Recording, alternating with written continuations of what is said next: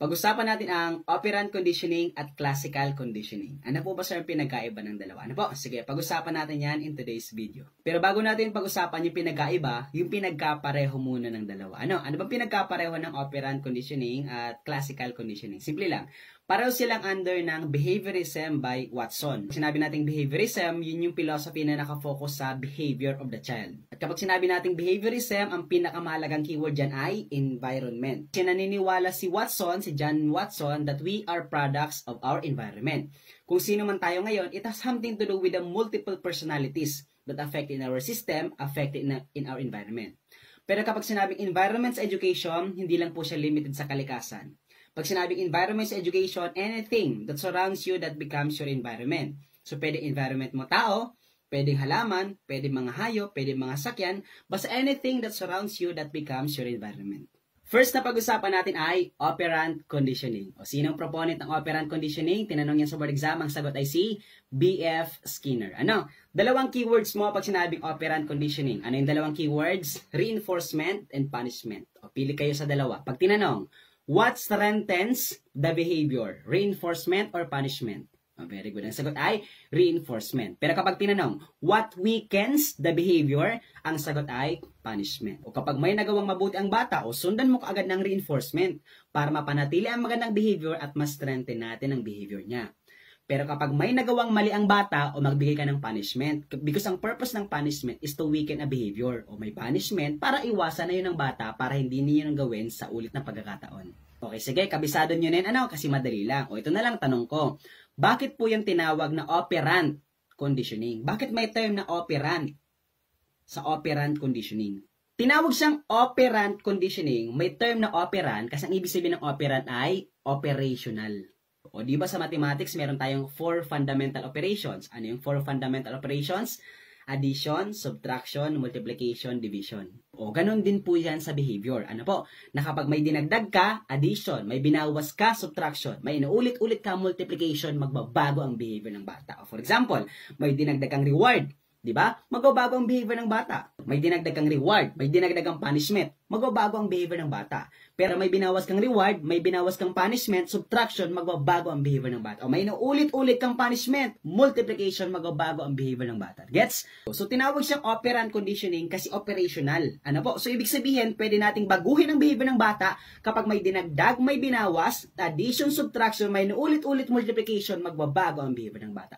Gets ba yung teachers? Application yan sa real life scenario, o kaya nga kapag yung bata, puro na lang punishment, puro sipa, puro sigaw, puro mura, o magbabago ang behavior ng bata. Paglaki niyan, medyo may problema sa behavior ng bata kasi sinanay mo sa ganyang klaseng environment. O tinawag siya kaya nga, under siya ng behaviorism kasi makaka-apekto ang behavior. Ano mang ginagawa mo sa bata, dinadagdag mo, binabawas mo, inuulit-ulit mo sa bata, magbabago ang behavior ng bata. Gets ba yung teachers? Pag-usapan natin ngayon yung experiment ni B.F. Skinner sa operant conditioning. Ang experiment niya ay tinawag na Skinner box. So, sa Skinner box, so syempre, from the word box, so merong box. O, sa box na yon may nilagay siyang gutom na rat na daga. O, dahil gutom siya, ang nature ng daga is maghanap ng pagkain. Kaya lang, dahil nasa loob siya ng box, so wala siyang pagkain, kasi nakakulong. O, kaya lang, nag-eksperimento si Skinner. So, may nilagay siyang lever. So, kapag natamaan ng daga yung lever, so, ang mangyari, automatic na maglalagay ng pagkain doon sa box. O dahil nature ng daga na maghanap ng pagkain, so, inikot-ikot niya tuloy yung box. Naging malikot siya sa box. And then, accidentally, natamaan ng daga yung lever. Nung natamaan ng daga yung lever, nagkaroon ng pagkain doon sa hole, doon sa butas. And then, sa sunod na pagkakataon, inikot ulit ng daga yung box. And then, accidentally, natamaan na naman nung daga yung lever. At may hinulog na naman na pagkain. Hanggang sa dumating yung pagkataon na, palagi na tuloy, inuulit-ulit na i-press nung daga yung lever. Kasi pag pinipress niya, may pagkain na lumalabas doon sa butas. So, tinawag siyang operant conditioning, yung Skinner box, kasi after a certain good behavior, may binibigay na reward. Kasi ang goal ng Skinner box, ang goal is ma-press nung rat yung lever. O kapag na-accomplish nung rat yung pag-press sa levers, after niyang ma-press yung levers, automatic may reward kaagad. Ano po? Next na pag-usapan natin ay classical conditioning by Ivan Pavlov. Di ba pag sinabi natin classical conditioning, ang keywords mo dyan ay stimulus and response. Ano po? Na kapag may stimulus, may response. Question, tinanong to sa board exam. Ano ang tawag sa principle na kapag may stimulus, may response? Kapag may cause, may effect. Anong tawag doon? Sagot sa board exam ay adhesive principle. O from the word adhesive, adhesion, parang pandikit. Kasi magkadikit na kapag may stimulus, may response. Kapag may cause, may effect. Ano po? Adhesive principle. Pero question, ano bang ibig sabihin, sir, ng stimulus? Ano po? So, ganito yan, ano? Ang keyword mo dyan, pag sinabing stimulus, SS. Anong ibig sabihin ng SS? Stimulus, senses. Kasi ganito, ano mang pumasok sa senses mo, sense of sight, hearing, taste, touch, and smell. Ano mang pumasok sa senses mo, ang tawag dun ay stimulus. At basta may pumasok na stimulus sa senses mo, it will create a response. Example, hep hep, hooray. Hi! Knock knock, who's there? O di ba? O hindi ko naman sinabi na kapag sinabi kong hep hep, sasabihin mo hooray. Tama? Hindi ko man sinabi na kapag sinabi kong hi, sasabihin mo hello. Kapag may knock knock, sabihin mo who's there. Tama? Pero ganito, yung hep hep is a stimulus. Pumasok sa sense of hearing, kaya nag-create ng response na hooray. Kapag may nag-hi sa'yo, sasabi ka ng hello. Kapag may knock knock, magsabi ka ng who's there. O adhesive principle, kasi magkadikit na kapag may stimulus, may response. Kapag may hep-hep, may hooray. Kapag may hi, may hello. Kapag may knock-knock, may who's there. Gets by teachers. O ngayon naman, ito na lang tanong ko. O bakit siya tinawag na classical conditioning? Bakit may term na classical sa classical conditioning? O ganito ang rason. Ano po? O di ba ang classical under ng perennialism? Tama? O isa sa mga keywords sa perennialism ay classics, classical. At kapag sinabi natin classics, perennial, permanent. Ano po? So, kasi pag sinabi na tinawag siyang classical conditioning kasi may mga bagay-bagay na permanente na. Na kapag through repetition and through time, kapag inuulit-ulit mo, sa loob ng mahabang panahon, nagiging na siyang permanente. For example, sabayan niyo ako, ang programang ito ay rated SPG. Striktong patnubay ng magulang kailangan. Maaaring may siselang tema, lengguwahe, karahasan, sexual, horror, or droga na hindi angkop sa mga bata. O, di ba nasabayan mo ako, tama?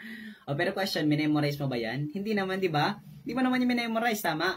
Pero dahil palaging pumapasok sa senses, inuulit-ulit, repetition, through time, mahabang panahon, kaya nakabisado mo na yun. Ano? So, na-condition ka na kapag rated SPG, sasabihin mo na yung linyang yan. Guess ba yung teachers? Ngayon naman, pag-usapan natin yung experiment ni Ivan Pavlov sa classical conditioning. Ano po?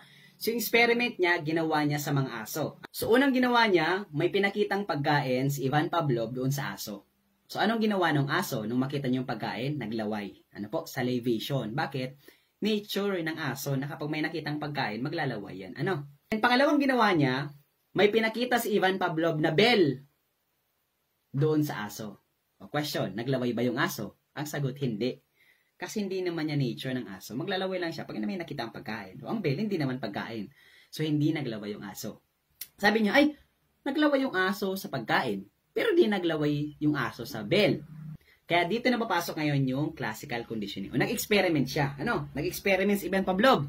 So, ang pangatlong ginawa niya sa experiment niya ay paired. Pinagsama niya ngayon ang pagkain at bell. So, kapag may nakikitang pagkain, ang aso, may makikita din siyang bell. A question, dahil may pagkain at bell, sa tingin nyo, maglalaway ba yung aso? Yes or no? Ang sagot, yes. Kasi may pagkain pa rin, kahit may bell. O dahil may pagkain, maglalaway siya. Nature kasi ng aso. Ano? Very good. O naglaway yung aso. Kaya ang ginawa ni Ivan Pavlov, araw-araw niya ngayon yung ginagawa. O repetition through time sa mahabang panahon. Araw-araw niyang ginagawa na kapag may pagkain, may bell. Kapag mag-aatid ng pagkain, papatunagin yung bell. Kapag may pagkain, papatunagin yung bell. Hanggang sana yung aso na kapag may bell pala, may kasamang pagkain. Kaya sa pang-apat na ginawa niya, ang ginawa niya na lang ay bell na lang. Wala na ngayon yung pagkain. O question, dahil may bell na lang, maglalaway ba yung aso? Ang sagot ay yes. Na-surprise siya. Kasi naglalaway pa rin yung aso kahit bell na lang, wala nang pagkain. Bakit? Classical conditioning, nasanay. Nasanay yung term.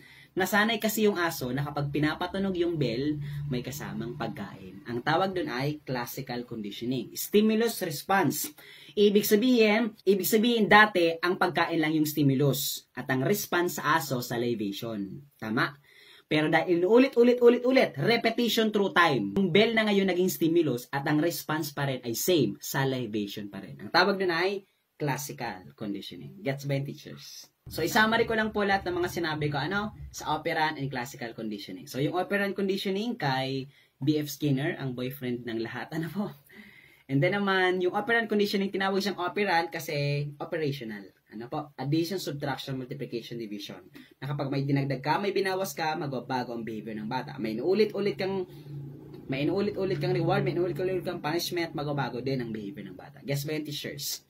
Samantalang yung classical conditioning naman works on adhesive principle. Stimulus response. Na kapag may stimulus, may response.